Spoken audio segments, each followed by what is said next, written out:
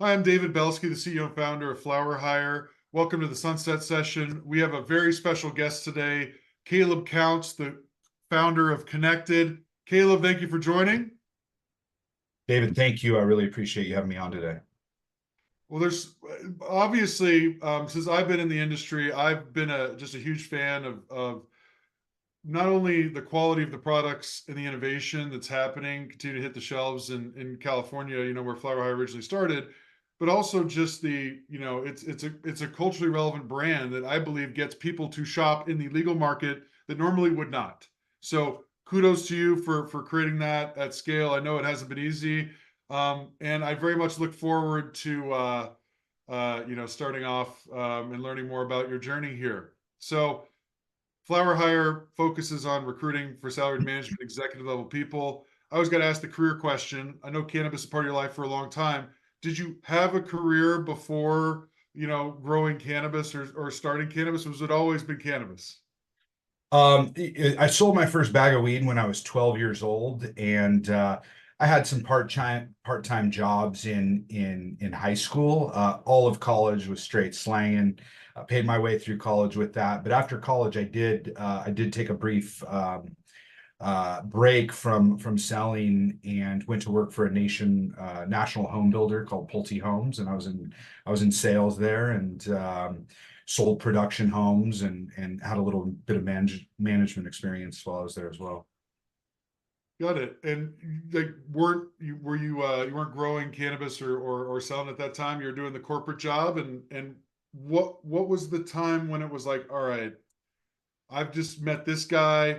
We're gonna do these things. Like, what am I doing here? Like, what? When was it like I'm gonna pull this corporate job, and go do what I'm more passionate about, where there's more opportunity? So I mean, in hindsight and looking back at it, it was, an interesting series of events. So I never completely let go of the world. If I had any opportunity to move a few pounds here and there for some extra spending cash, I certainly did it during that stint outside of the cannabis space while at Pulte Homes. But for the most part, I was focused on that career and trying to build. A different build myself in my career in a different direction. It was the crash that happened in 2008 that caused a series of events around me. A bunch of my friends that were in the mortgage business that bought these huge houses. These are all like single guys bought these huge houses, and their income started to dwindle as well.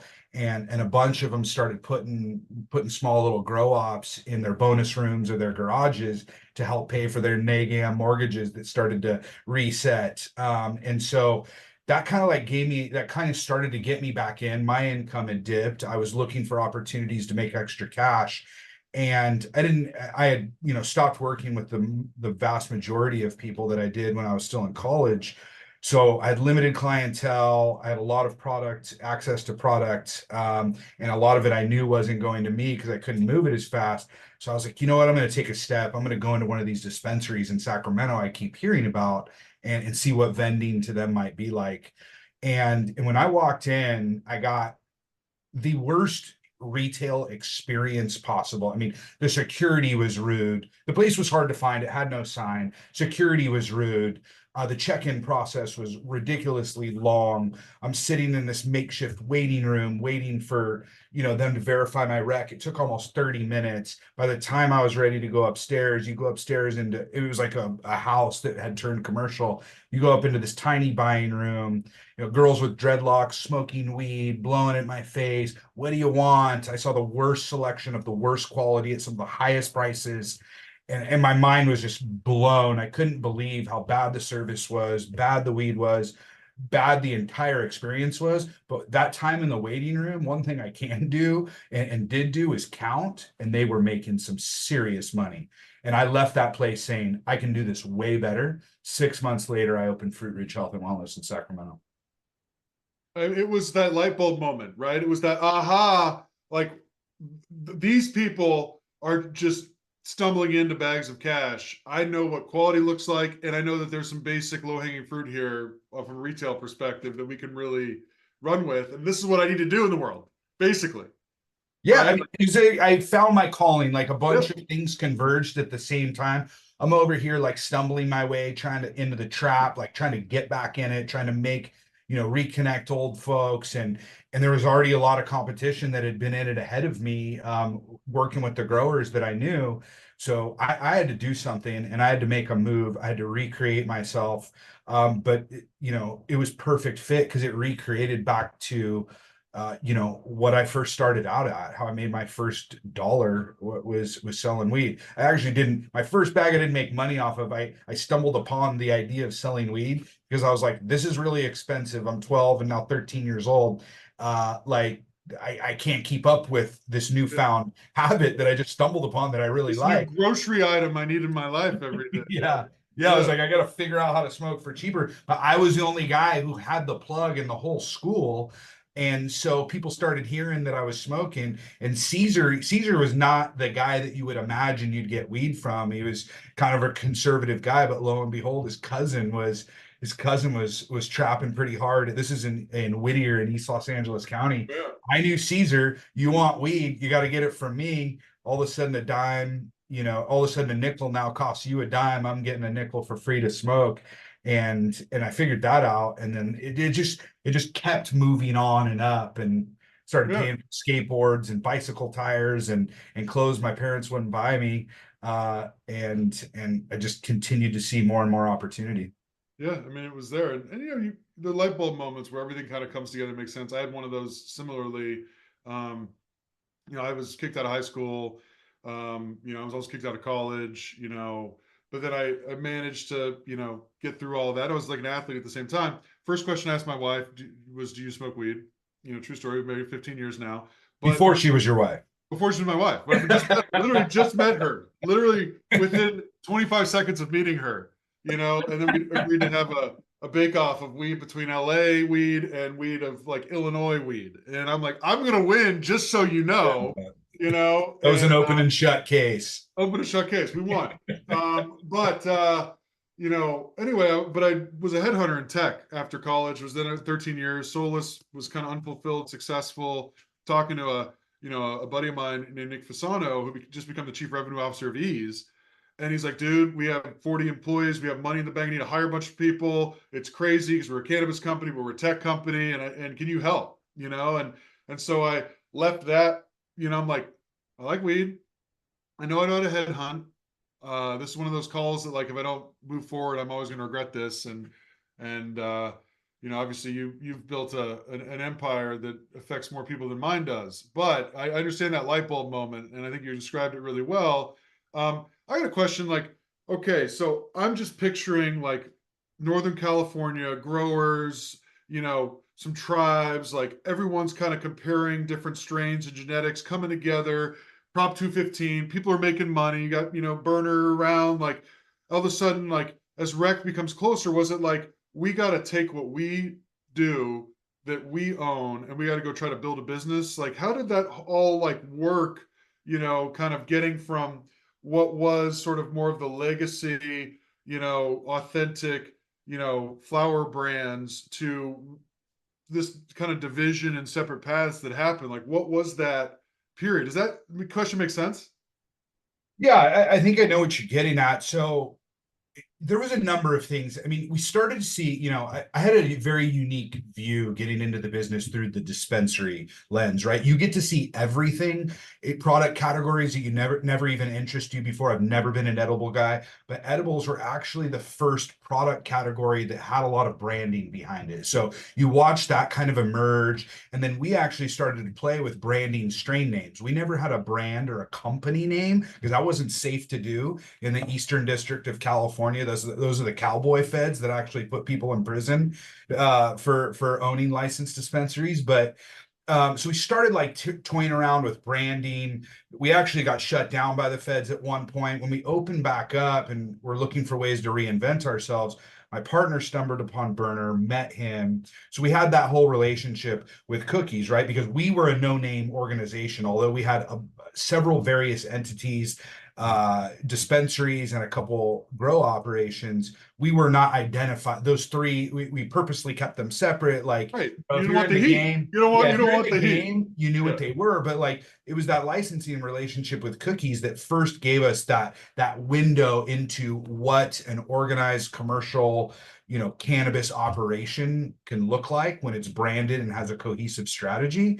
And it was through the relationship of working with them, and the trials and tribulations of that I've gone over 100 times. But it actually forced us into realizing that while we were making a ton of money, the vision that we were building belonged to someone else, and we were just making money off of it. Out of that, launched Connected. We realized we needed to define ourselves. We need to take a little bit more risk and step out. And that's where we brought all the association together. We let everyone know that Connected Cannabis were the people and the group behind Cookies cannabis launch, their first commercial cannabis launch in 2014. And that's how things started to go. And so we had, like, let's say at that time we had 4 or 5 various business entities that were working together. We brought those together, and then that like branding, that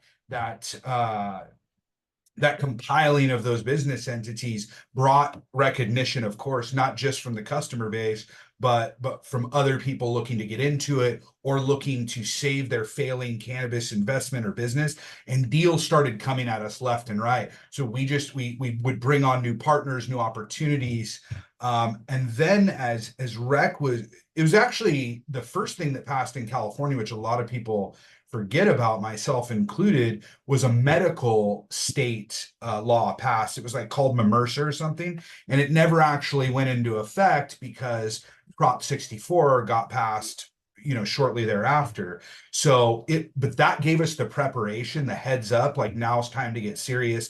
Now it's time to act like, the business organization that you actually are. Get your documentation in order. Yeah. All And, that and stuff. and I had a bunch of experience working with the city of Sacramento, because when we opened, they weren't licensing dispensaries, they were just ignoring them.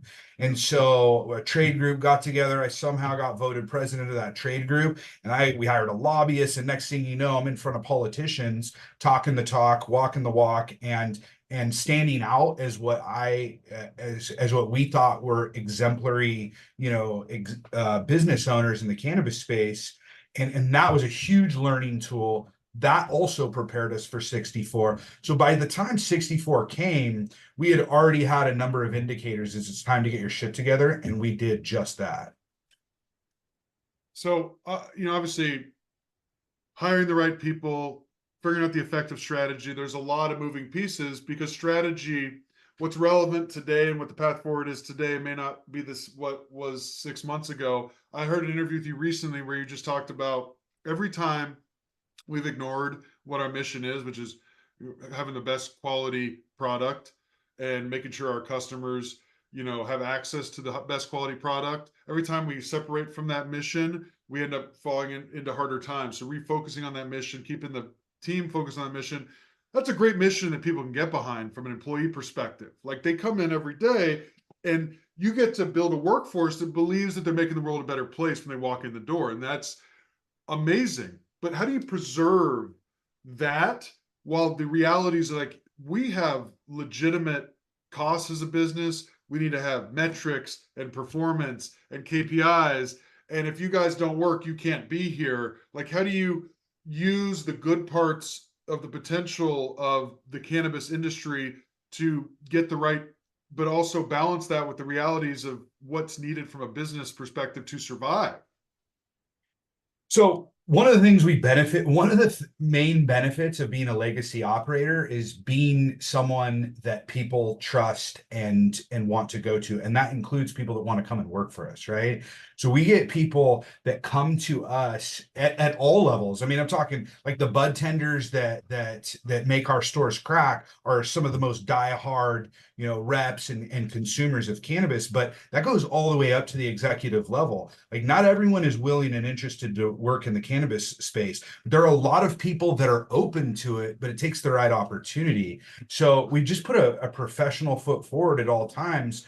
But quite frankly, you have to get in front of the mirror sometimes and you have to remind yourself what our mission is, and it's quality, because you can get caught up, and I have, and our whole organization has it sometimes. We got to grow. We got to get in these states. We got to look at this country. We got to look at this partnership. We got to look at this potential It's acquisition. CPG. We need our brands out there. We need our brands out there, right? Cannabis, I don't care what anyone says.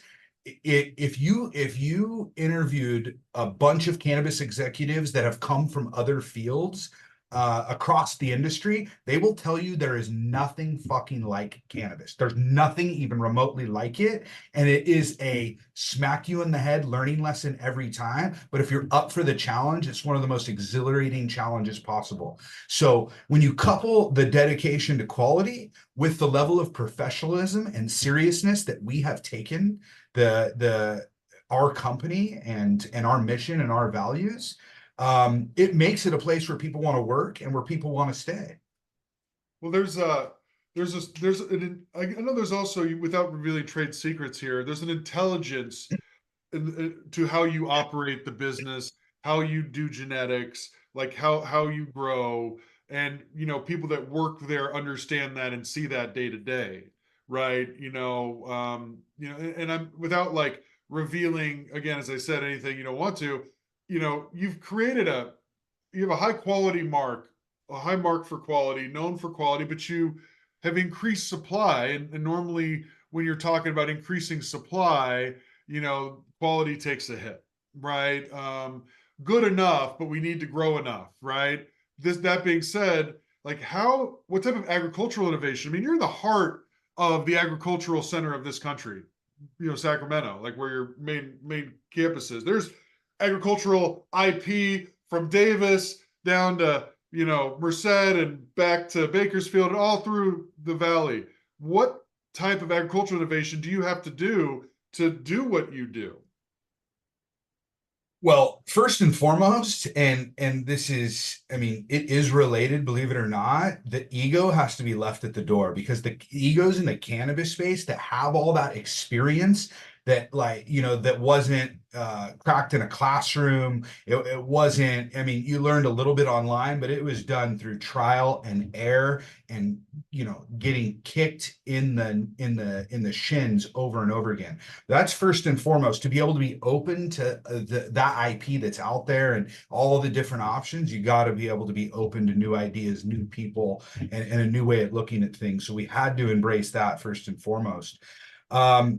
But look, like, our very first cultivation facility, I had a mentor. He's successful. I was buying weed off him for years. He's like, I'll tell you how to do everything. We propped the place up, and it had 2 rooms. And I said, first room goes to your way, tried and true, making tons of money, successful guy. The other one's going to R&D. And we tested out every single technique that was available that you could find online in that other one. Most people, their first facility, they're like, I'm trying to make as much money as possible. I wanted to learn. We wanted to learn. R&D, openness, and willingness to try new things and push the limits is in our DNA since the first facility was propped up, and it continues to this day, and it's led to us pioneering actually agricultural techniques. We were the first facility that we built in California. In advance of knowing that rec was coming, was especially in this area, it was the first of its kind.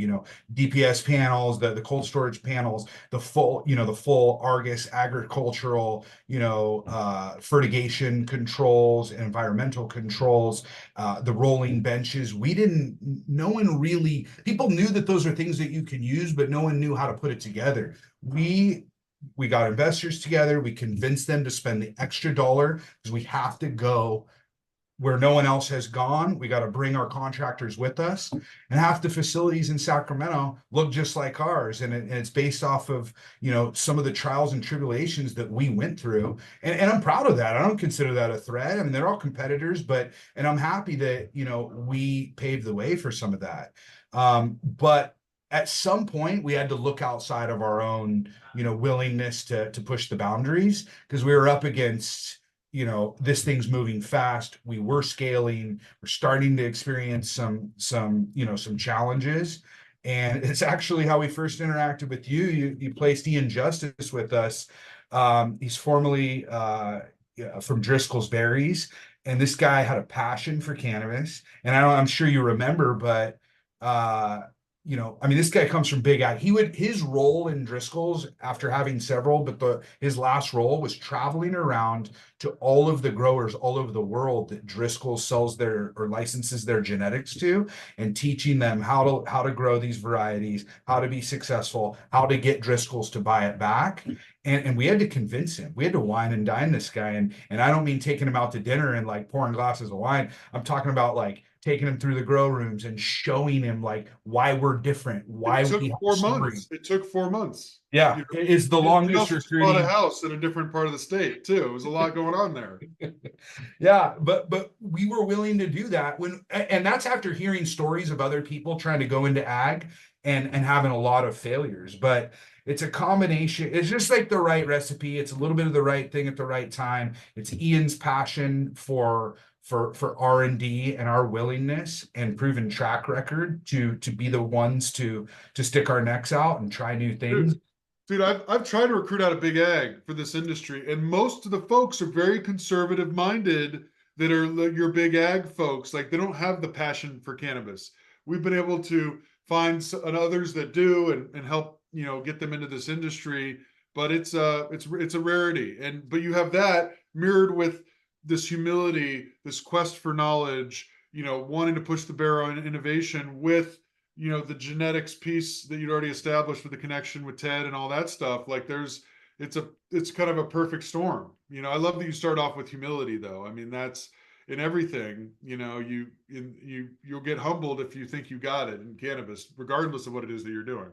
And just like what you heard from an interview before, um, when I said anytime we've taken our eye off quality, anytime we've thought that our shit was the best, next thing you know, whacked upside the head, someone's creeping up on us. Someone is always coming to eat your lunch. Dude, And if you think your lunch is safe in this business, you're totally wrong. There are guys working round the clock, day and night, new genetics, new techniques, new quality metrics that they're creating on their own, that they're putting videos out. There's all these techniques, the whole white ash movement. Like there's all this stuff out there that is nipping at our heels. And if we thought we're the best all the time, we would never be able to get to where we are or where we're going to be in 10, 15 years.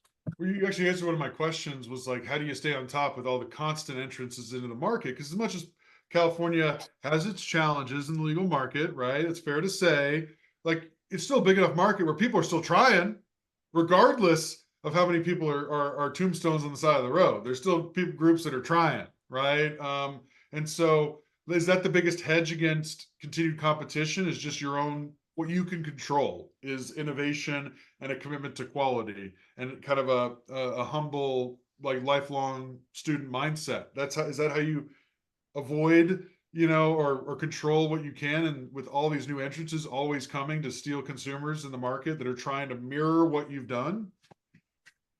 It's a recipe, right? Like there's no one secret ingredient or silver bullet, as my mentor would say. There's no such thing as a silver bullet. It's the combination of being aware of those people first and foremost and not shrugging them off. Not you got to take everyone seriously, and you gotta pay attention to anyone who's putting out quality product. And it's also important to not necessarily look at them as a competitor, but as a peer, right? You can make friends. Like that's one thing that's really cool and unique about the cannabis space is all these new entrants are new opportunities to learn something as well. So we always have our eyes and ears wide open, and we're always open to meeting new people and talking about new ideas and looking at what other people are doing. Just because we started a lot of the trends or were the early movers on some of them doesn't mean other people haven't created new ones. So it's humility and just a constant it still comes back to your original mission, right? The dedication to quality. You find that it's your North Star, and then you combine the other components of the recipe that I've mentioned, and you have to believe that will carry you through, and it continues to do so. So talking about the commitment to quality, like obviously a flower brand expanding into other state markets is different than a gummies brand expanding into other state markets, right?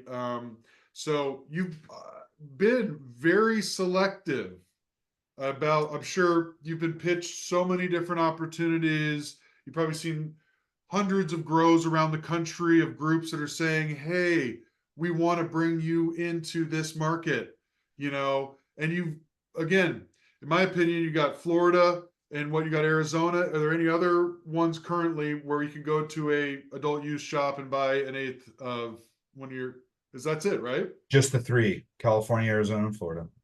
So why just the three? And what is the right recipe that you've seen actually can work?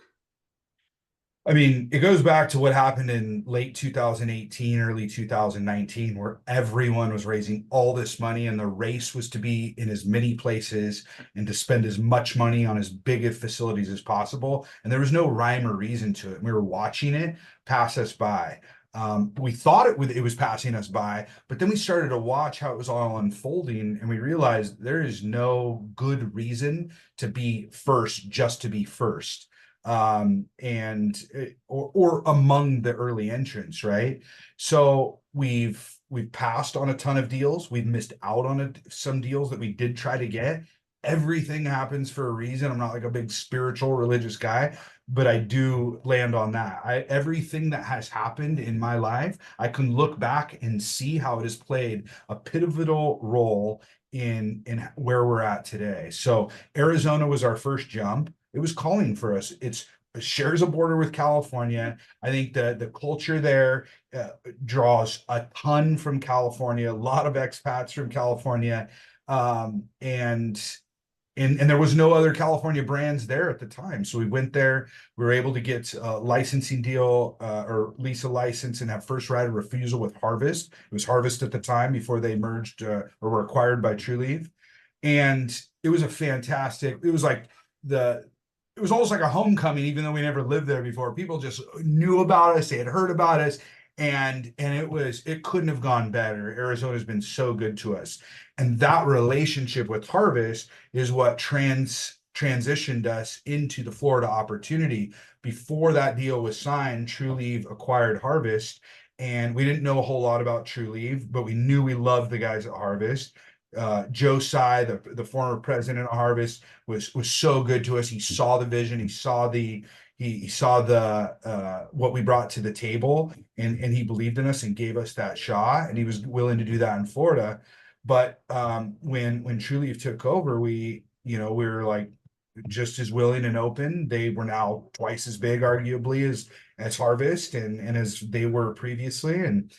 And Florida, who doesn't want to be in Florida, right? It's the biggest medical market to probably have ever existed. And when it turns rec, which is hopefully soon, everyone vote, everyone who can vote, Measure 3 in Florida, please do.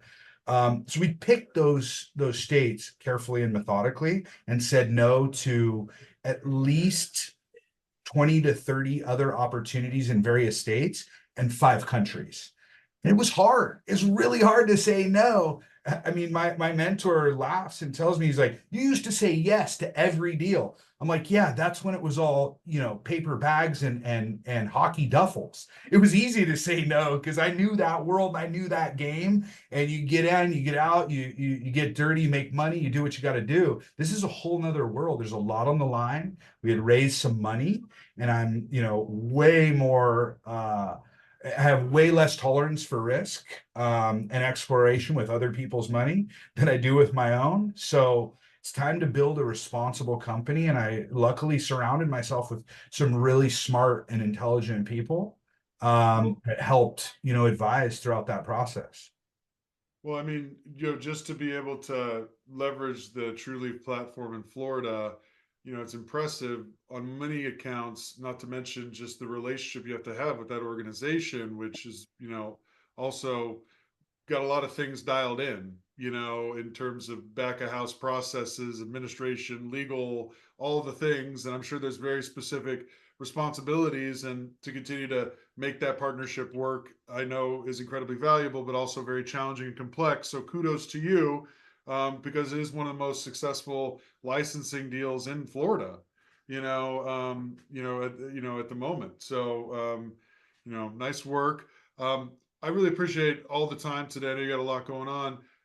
Obviously, Flower Hire does recruiting and search. And for anyone listening or watching this in the future, if they're interested in, your story and being part of that team, like, what do you look for when you hire people? You know, it's funny, before things got really big and commercialized. Let's talk about the growers, because that was mostly what I would hire, right? Like the retail shop, it's like hardcore people. If they knew weed, they came to our shop looking for a job. We assess them. I mean, we had our pick of some of the best potential bud tenders, and to this day have employed some of the best there. But from construction, for cultivation, I didn't want cultivators. I wanted guys from the construction business, or some people that worked with their hands. Because if anyone thinks growing weed that has never grown weed is easy or lustrous, it's not. It is one of the hardest jobs on the planet. But if you want to come to a place to do it, like, this is where it's at. So, I mean, now really we're open to all sorts of backgrounds. One of the things I've committed to is, there is no base requirement. You don't have to have gone to college. Like, you don't have to have cannabis experience. We're open. It's a lot of it is about the personality, because we've determined that cannabis is so unique, that whatever industry and background you come from, like, I barely even look at resumes anymore. It's just not as relevant in cannabis. I'm looking for someone that we can build a relationship with, and someone that is can express passion about this industry and has a good answer to why are you interested in the cannabis space. Because if it's just like, oh, it seems so cool and challenging, let me just tell you right here, to anyone who's listening, that is the boilerplate answer to that. It should be like, it's a plethora of answers, but it's like, it's somewhere in the neighborhood of, I've tried this, I've done that, and I've accomplished whatever. But I think this is one of the most new and exciting frontiers, that our country is continually advancing, and I want to be on the forefront. I'm coming here because I'm coming to the best. I asked around, and this is the best, and I'm willing to put in what it takes to be part of this team. Yeah, that is. I mean, you sound like you're a recruiter prepping a candidate right now. I'm very impressed. But basically, it's like, avoid the cliche answers like growth, Please. opportunity, challenge. Well, give me what that actually means to you, right? Like, let's dive a little deeper here. And obviously, I'm sure at this point internally you've developed, systems and KPIs to where you can start somebody off, have them be basically labor in production, and they can work their way up into the system because it's obvious very quickly, and they have the opportunity to move up, and all around them are people that have been with you probably for years, that are like, yep, I started where you started, homie, keep going, this is real, that are also willing to, like, be supportive and mentor them, right? Like, that's, I'm guessing, just based on what I've heard, and that you do treat your folks that work in production very well financially if they do good work for you. Like, I bet that culture is dialed the fuck in, and you want to hire folks that are actually appreciate what they're getting into, right? Yeah, I mean, look, in terms of the culture, I'm really proud of what we built, and we can always and are always trying to do better. We did breakfast with Connected this morning, where brands typically come into our retail store and pitch their thing. Ted and I went into our retail store to pitch Connected and Alien Labs. This is Connected store, right? And it's because we have to continually remind people and build on the excitement of what we bring. So, the culture is an extremely critical component that we will never stop iterating on and continue to develop. But it's everything's a work in progress in this business. Sure.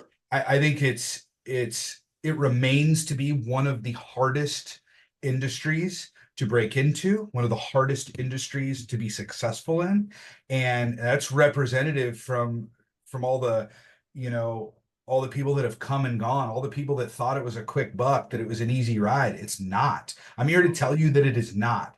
But if you want to cut your teeth and you're willing to start off at whatever role, we absolutely believe big time in career development. We actually just put an initiative in place where we will pay for continued education to help Awesome. advance our employees to the next level. Like we have some of the most amazing career path stories in not just in the industry, but in business. It's so hard to get into certain businesses. But I mean, there's guys, our first hire outside of my friend group, Sophia Herrera, she held almost every position in the company until she went on to start her own consulting firm, incredibly successful. One of our floor sweepers that I hired off of Craigslist at one time became the head of cultivation for us and now runs a really successful brand elsewhere. I mean, we've got these stories where people have made their way through the organization, and I'm stoked that a lot of them are still here, but I'm also stoked that a bunch of them have gone on to bigger and better things that were right for themselves. I'm super proud of the career development that we can speak to at Connected. Yeah, when you get to look at somebody who like gets passionate, they're like, this is what I need to do in this industry. I appreciate everything that I've done here.